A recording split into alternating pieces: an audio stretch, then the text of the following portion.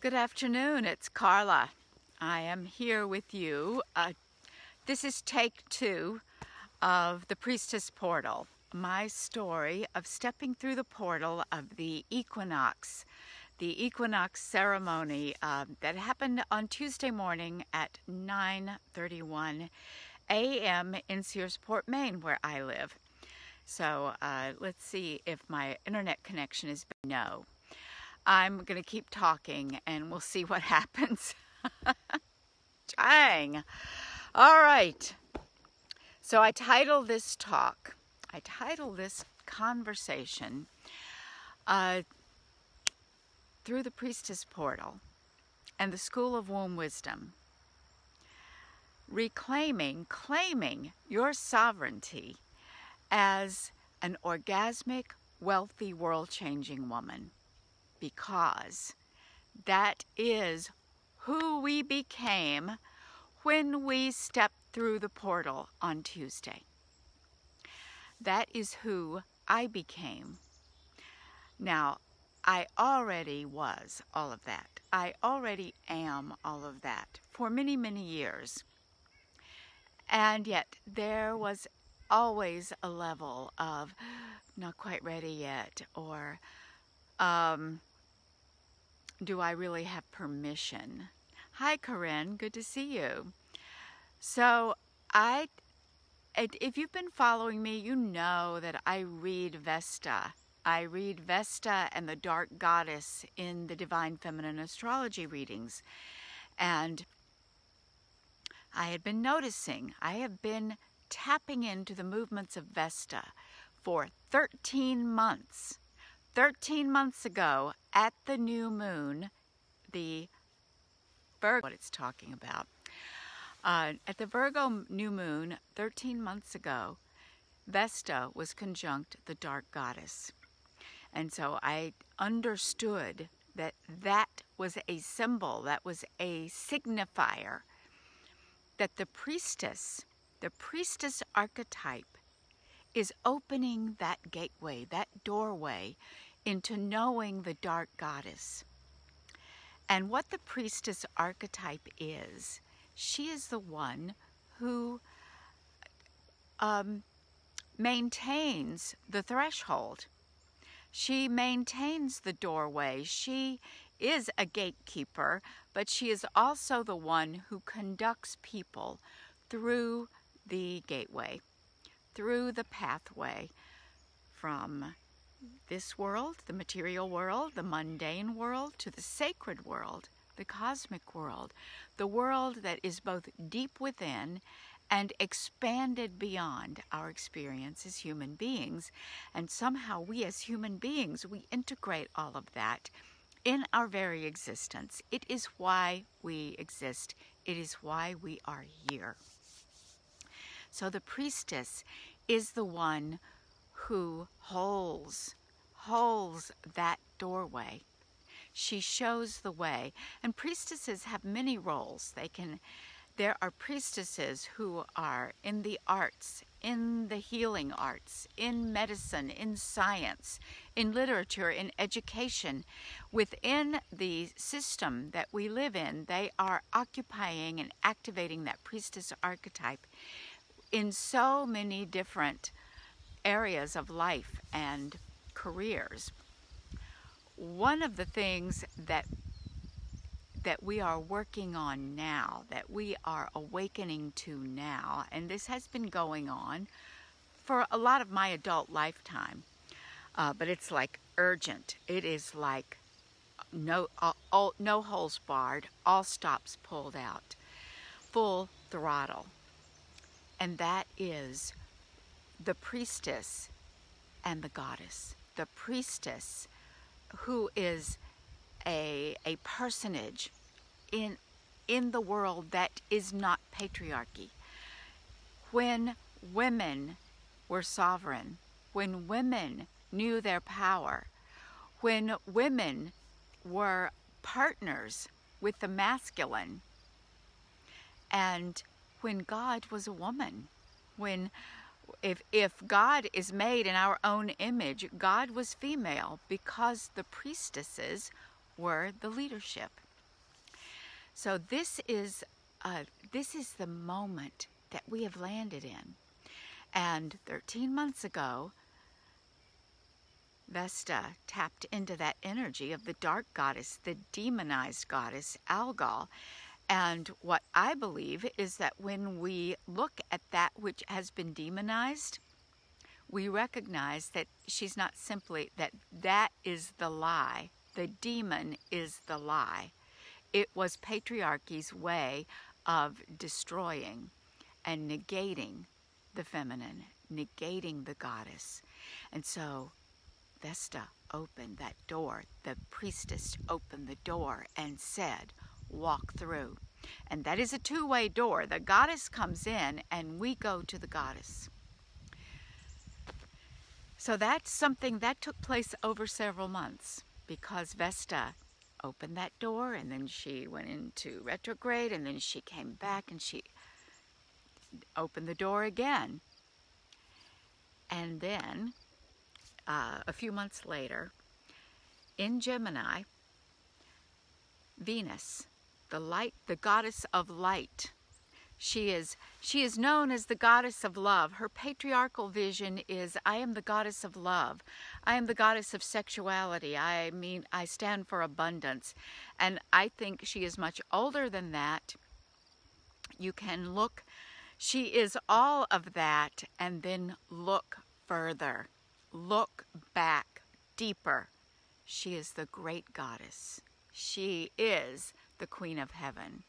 She is the one that she was our first divinity. Venus is carrying that energy forward, as is Vesta for that matter.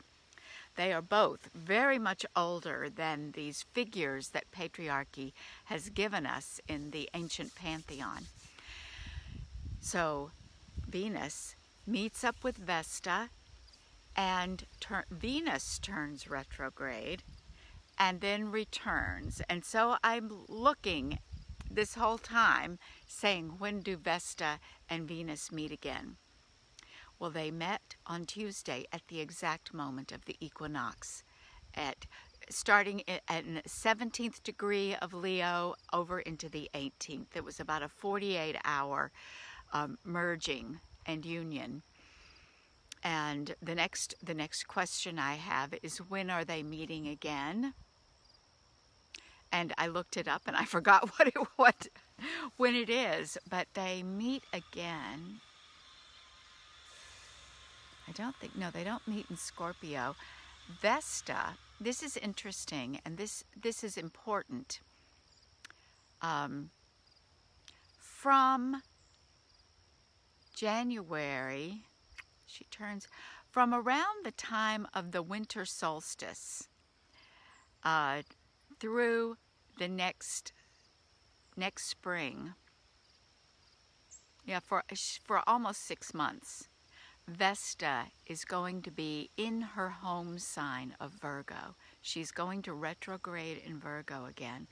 So that is a time when we are going to dig deep into this priestess archetype, because she is at home in the sign of the Virgin. And the Virgin, once again, that's another thing that patriarchy has taken over and said, a virgin is an undefiled woman. She has not been possessed by any man, and therefore a certain man may possess her. No, virgin does not mean that, and never did. Virgin means the priestess, the one who owns herself and who owns her role as leader and sovereign. So what else does the priestess do besides going between the worlds? She has kind of a shamanic spiritual role of going. She can be extremely shamanic, or she can pull back from this shamanic idea and simply be the gatekeeper, the one who tends the altar. But she is the spiritual guide and mistress. And what that means for each one of us individually is that inner priestess is stoking the fires of our erotic energy. We each carry within us a temple.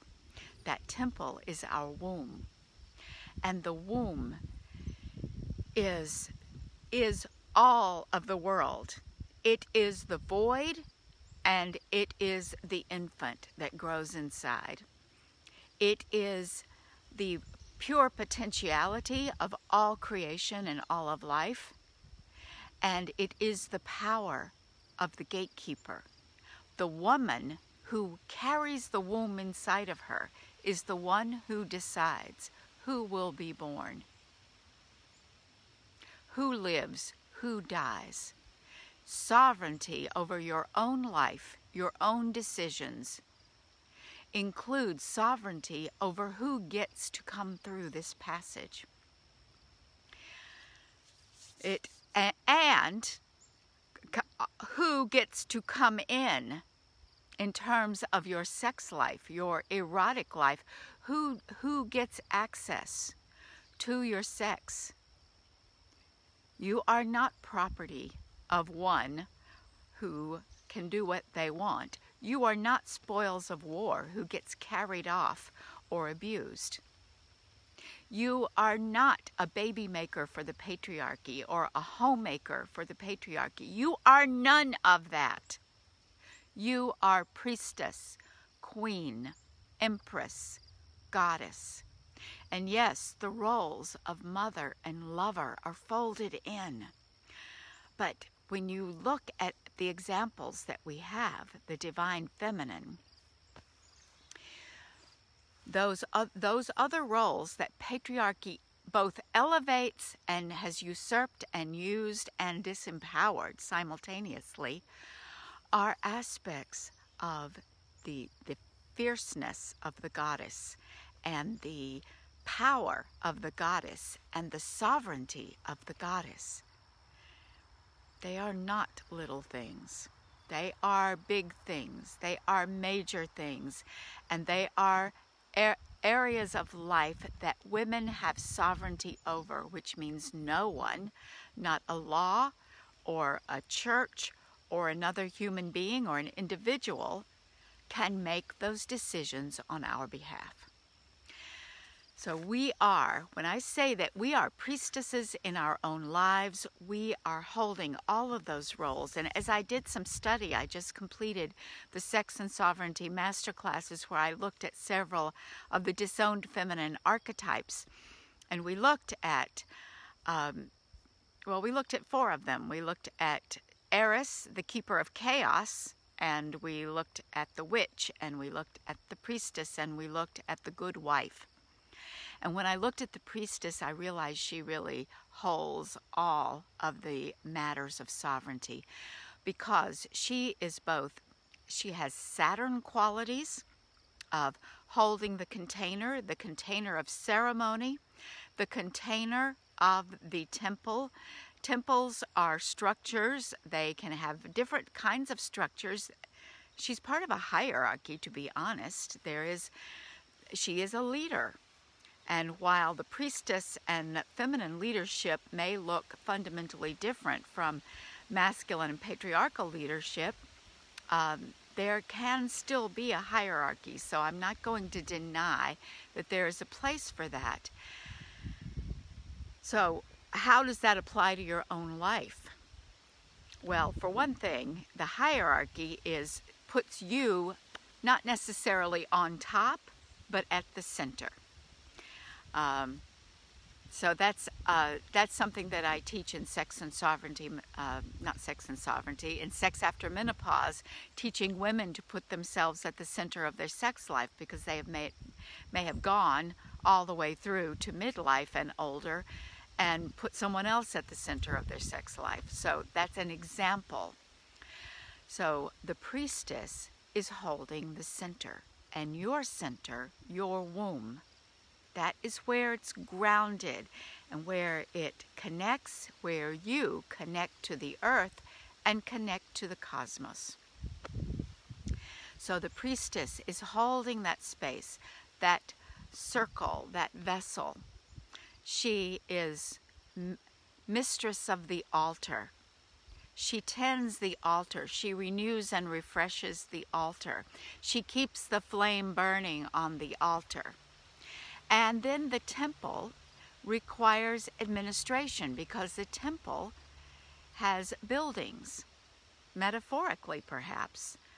Your womb lives in your body. Your body needs to be tended and taken care of, nourished, rested, supported, sustained. And that means you need shelter and a house. And you may be responsible for other people, your family, your children. You have other roles to play that are legitimate roles in life, because we do not live in this world alone, and the priestess does not operate as a priestess alone. She has initiates. She has junior priestesses. She has the people that she's bringing along into leadership roles or sending out to tend to temples elsewhere. There are servants and acolytes and minions, to be honest. There are accountants, and then there are all the roles. Who are the temple artists? Who are the temple scribes? Who are the temple gardeners? Who tend the sacred things? Who are the temple chefs? The priestess is managing all of those roles. And what is so interesting is that within patriarchy, an individual woman may be fulfilling all of those roles in her own life and for the lives of others. And for that, we must become highly attuned to our inner priestess, so that we can first off, recognize the vitality and the necessity of all of these roles that we play.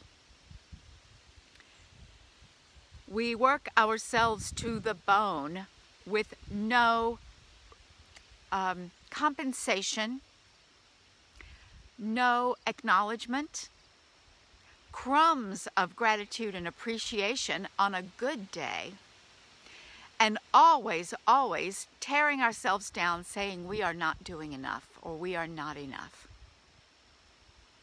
So this inner priestess, what I want to teach women, what I do teach women inside the School of Womb Wisdom, is how to honor and adore the inner priestess, to hold that posture for yourself, and require that the people in your world meet you there, that they show up for you that way. Whatever it takes.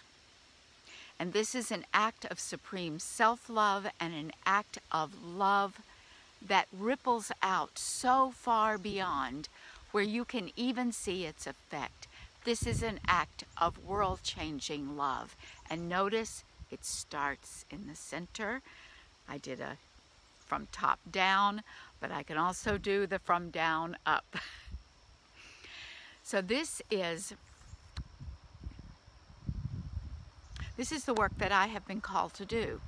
And what has happened this summer during our various wild and crazy moon cycles after the solstice summer solar eclipse, the School of Womb Wisdom was born. And it simply became, everything that I offer is part of the School of Womb Wisdom.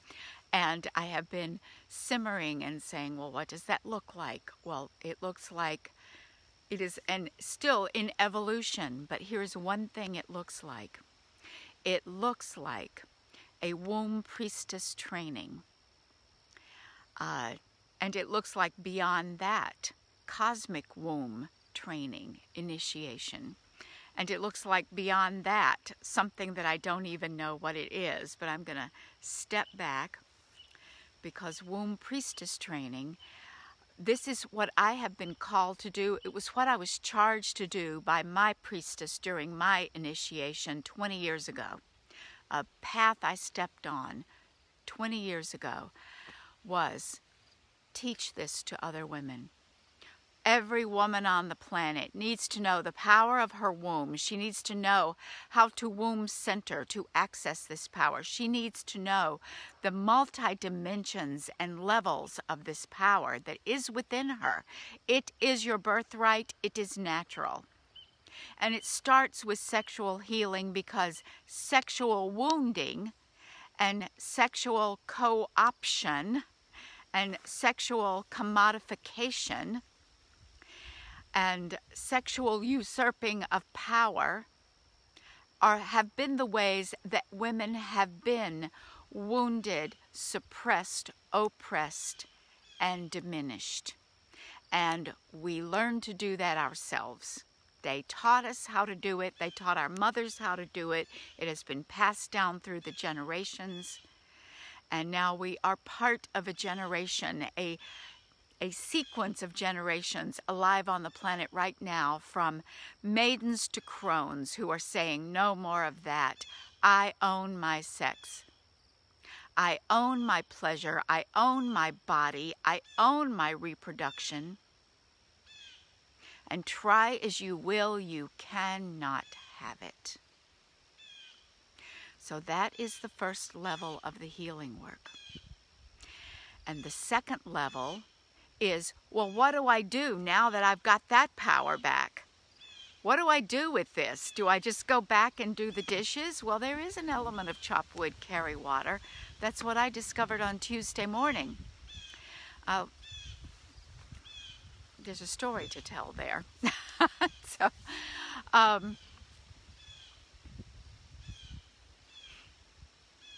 what do? We are here to change the world. We are here to change our lives. And it starts with our own lives. It starts with our own mission.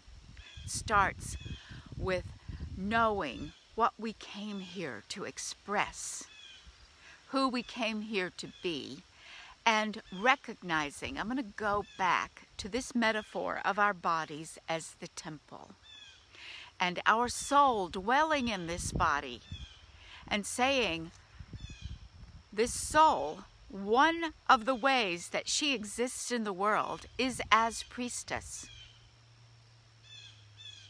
And the priestess cleans the temple. And she doesn't necessarily do it all herself, but she is in charge of making sure it is done. She cleans the temple. She beautifies the temple. She organizes the temple. She nourishes the temple. She makes sure the temple is in good repair.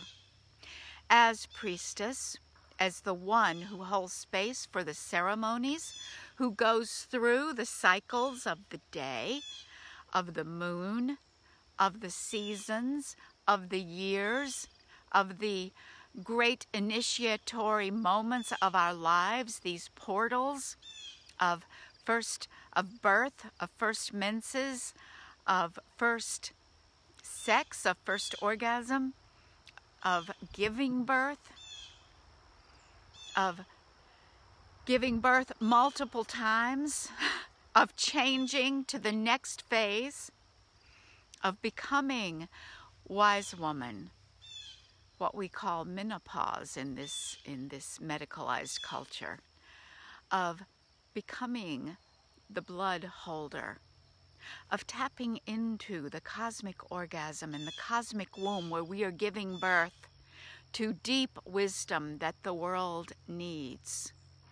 And this can look like ceremony, art, poetry, books, businesses, healing, tending to the grandchildren, tending to the gardens. Always, always, always ceremony, ritual, honoring the great cycles of life, one after the other after the other. My work is to teach women to tap into the power of their wombs, the power of the erotic, and what happens then, so that you can tend to the temple and to the priestess within the temple who dwells, you, yourself, and the others who are coming to you Maybe you gave birth to them. Maybe they come to you to learn. They come to you to be healed. They come to you as co-workers, as lovers, as people to sit at your feet and be mentored. However they come to you, they are coming to you and they expect and require and deserve a priestess who is cared for, supported, who is centered and grounded, because the worries, the cares of the world are not pounding and dragging at her. And that is why I teach about the powers of sex, wealth, and voice. So, what I said at the outset, you are an orgasmic, wealthy, world-changing woman. Orgasmic means you have tapped into your sexual power, both erotically, physically, mentally, emotionally, spiritually. You use that power for creating. You take responsibility for that power. You are at the center of the cauldron of that power.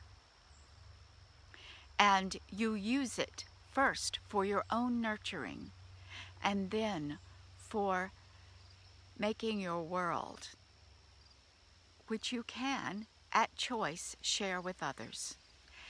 And then we come to wealth. One of the things that my priestess Newt taught me is that our wealth is a measure of the degree of intimacy we are willing to share with the world.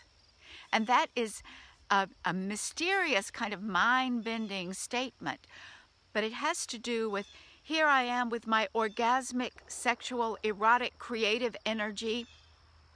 I am creating my world. I am co-creating my world. I did not make the sunflower, but I planted the seed. And that seed came from a bunch of middle school students who grew the sunflower, collected the seed, put it in a package so I could buy it. And then the sunflower and nature did the rest. But I had a role. I had my part.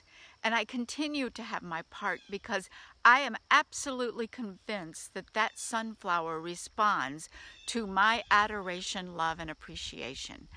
I know that. I know that the way I know my name. So this is orgasmic energy in action.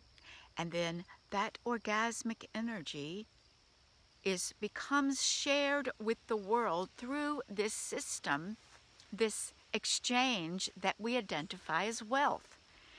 Now, it can be, I have so many beautiful tomatoes and I share the wealth by giving them to my friends, or cooking and inviting them for the meal.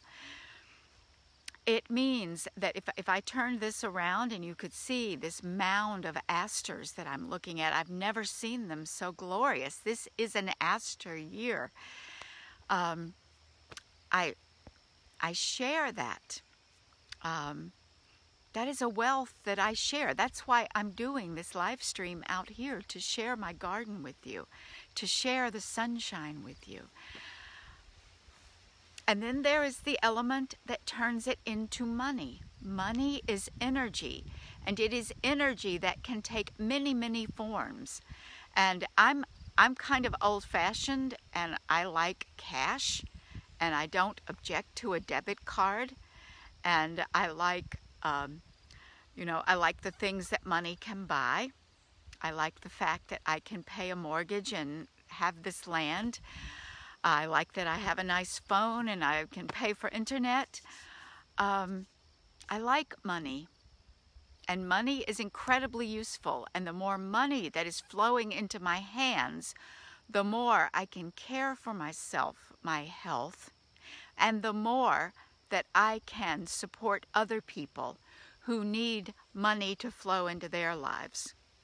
They need their housing, their food, their education, their well-being. money is a very easy way to amplify my values because I direct where that energy goes. So that's money. And the temple, the first accountants, there is a theory that the first accountants were the priestess class, certainly the priestly class, but given that the priestess and the goddess were in charge during that era of history, early recorded history, I think we can be fairly sure that women played a much more important role than the patriarchal version of history gives them credit for. So the priestess pays attention to the finances of the temple. And so we pay attention as women to wealth. And our wombs are wealthy. Our wombs represent abundance and wealth. And then what do we do with all that? Our voice. Our voice is our creative expression. And when I say creative, I mean creative like God creates, like something out of nothing creates. The Word became flesh. Thoughts become things. Say the word and it is done. I believe Florence Scovel Shinn is the prosperity teacher from back earlier last century who would, she had students and people that she would help. And I think she might have been a minister. I don't remember exactly. And Catherine Ponder may have done it too. You could read either of these women and find this same medicine. And that is, say the word for me. I really need some money. I have to move house. My son is sick. My husband has died. I made a bad business investment. I am now screwed. Say the word. And so she would teach them how to say the word and create what they needed. So when we are using our voice, we are creating. And which brings me all the way around to the circle, sex, wealth, and voice. The activating aspect of all of these is orgasmic energy. Some call it spiritual, some call it healing. Just call it what it is. It is orgasmic energy, the sacred union of masculine and feminine rising through our lives. And we wield it with our will, our decision-making power. We color it with our values.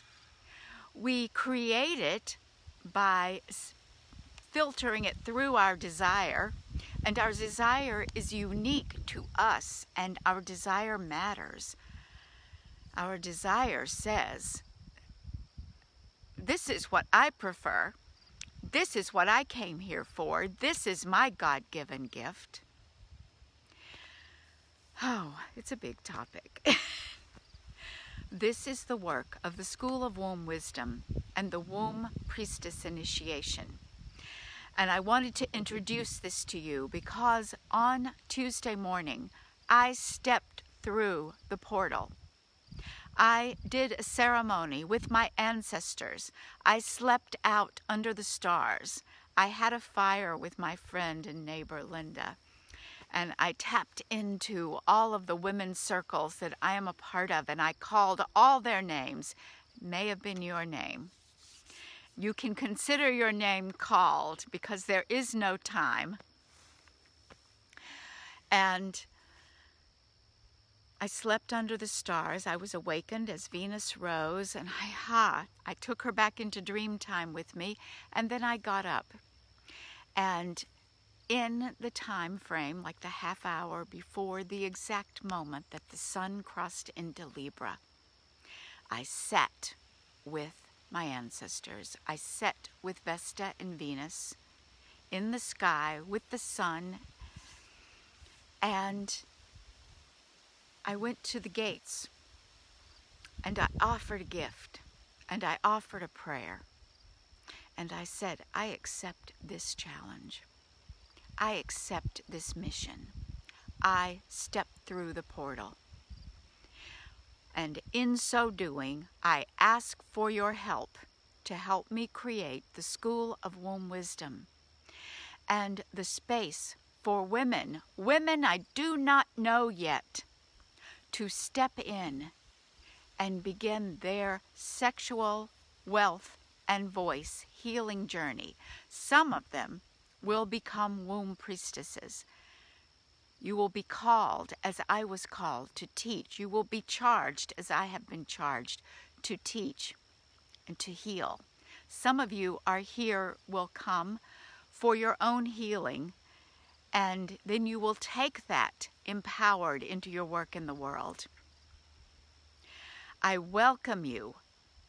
I am excited for what we are co-creating along with the divine. I am excited for what Vesta will teach us in her sojourn in Virgo.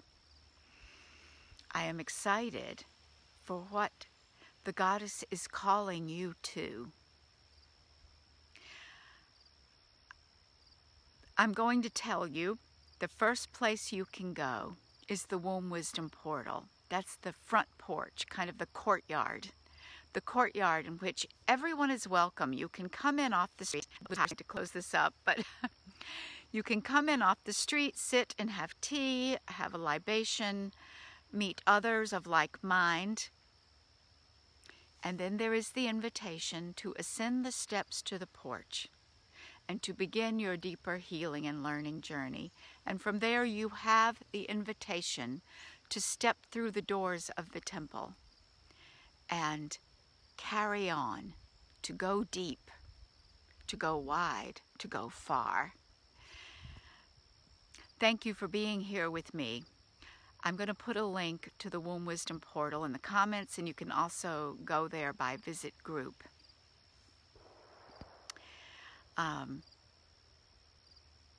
And I will be in the portal tomorrow to continue this teaching. Bless you. Happy fall to you. Thank you.